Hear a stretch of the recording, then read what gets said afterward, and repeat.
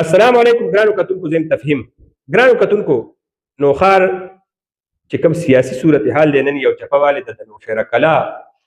زه ورته هردل عزیز د نوخار نوجوان ویم. د نوخار په سیاست کې یو روښانه نوم سیاسي کارکون دی او اوریجنل چې کوم هغه یو خو لیډران یې پته نه لګي، خو چې کوم سیاسي کارکنان یې هغه ځان جنګوي او د سر دړ بازي لګوي. نو هغه کارکنانو کې یو کارکون ولید اختر راپاسېدلی دی او د علاقې ډېر ګڼ تعداد کې مشران، ځوانان، هلکان دی راغونډ کړي دي او د راتلونکي وخت د سیاسي نقشې بدلولو دپاره یې هغوی سره مشوره کړې ده. دا نننی اجتماع دا داسې معمولي شی نه دی. د نوشیره کلا کې د نوشیره کلا په سطح چې نوشیره کلا زه وایم دا دې ټایم کې د نوخار د پوره ضلعې دپاره، د پوره ضلعي سیاست دپاره، د پوره ضلعي سیاسي رخ بدلولو دپاره، هواګانو بدلولو کې اهم کردار ادا کولو والا هغه ښار دی چې په خپله خېټه کې په زرګونو لکونو آبادي ده او دا ځان له یو ضلع، ځان له یو ثبات، ځان له یو ښار دی چې د سیټونو د سیاست د ناظمو د هغې د ضلعې د قیادت بدلولو په دې کې عمل دخل د دې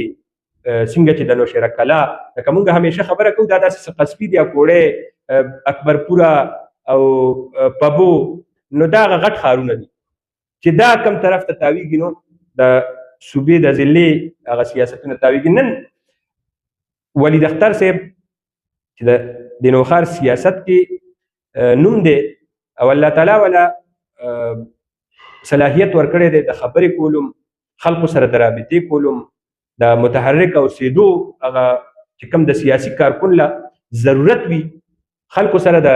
کمیونیکیشن د رابطې کولو او د هغوی د کار کولو او هغوی سره منډه تړل او په معاملاتو کې ان ځان ساتلو کې دا صلاحیت الله تعالی ورکړی. نن یې په خپله حجره کې د خپلې علاقې ګڼ تعداد کې خلک هغه راغوستي دي او دا داسې ده چې دا زه دې ته د چې کوم مشران پکې ناست او کوم ځوانان ناست دي دې ته زه د زرګونو خلکو جلسیان ویم. په داسې ورځو کې، په داسې حالاتو کې چې خلک پټرولو پسې ګرځي، اوړو پسې ګرځي، ګرانو پسې ګرځي او د بدې ورځې نه د موټرسایکل چابي نشي تاولی چې پټرول نشته،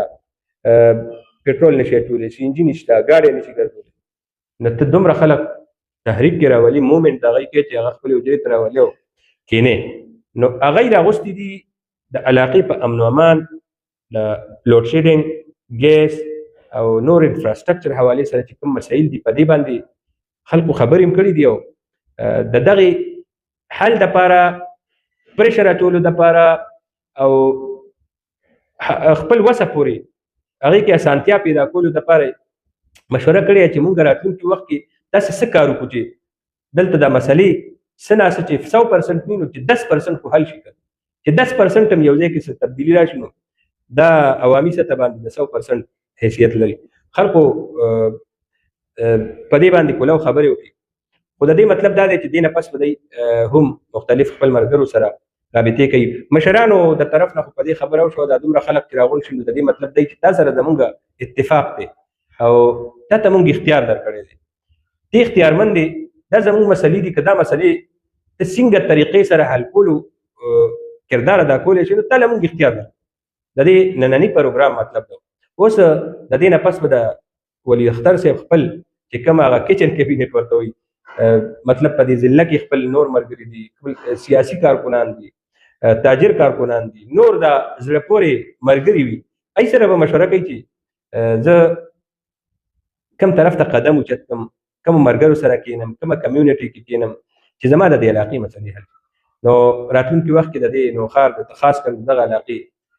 دې کې هم تبدیلي راتلونکې ده، ځکه چې دا خوځېدل به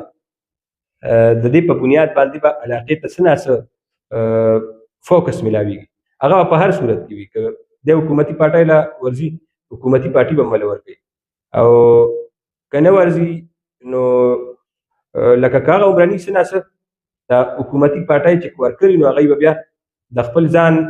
فیس سیوینګ دپاره څه ناڅه راوړي چې دلته خلک مشکل کېږي. نو مطلب دا نننی خوځېدل چې شوي دي علاقې دپاره شوي دي او دغه علاقې ته ډېر غټ کارونه هم راتلی شي. به هر حال موږ ګورو د ولید اختر صاحب سیاست چې دی نو هغه د تیر څه وخت نه دی چې کله نه سیاست ته راغلی دی اول جمعیت علما اسلام کې نو تر ننه پورې د سیاسي سرګرمي چې ده نو هغه بنیادي طور باندې د خپلې علاقې ملګرو خپل ځان سره چې کوم تړلی شوي کمیونټي ده د هغوی چې کوم بنیادي مسایل دي نو هغې نه ګیر چاپېره تاویږي مطلب که روزګار دی که امن و امان دی که معیشت دی که ګیس دی که بجلی ده که سړک دی که کوڅه ده چې کوم د خلکو دې ټایم کې مشکلات بنیادي دي نو په هغې باندې سیاست کړی دی زه ګڼم په دې ټایم کې دا سیاست هم ډېر ګران کار دی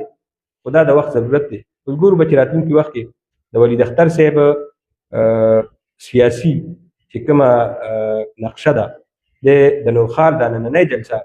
راتلونکي وخت کې د نوښار په سیاست باندې هغه کوم قسم له د هغې اثر غورځولی شي او د نوښار د سیاست نقشې باندې د هغې اثرات سي دا به څنګه بدلی او کردار به شي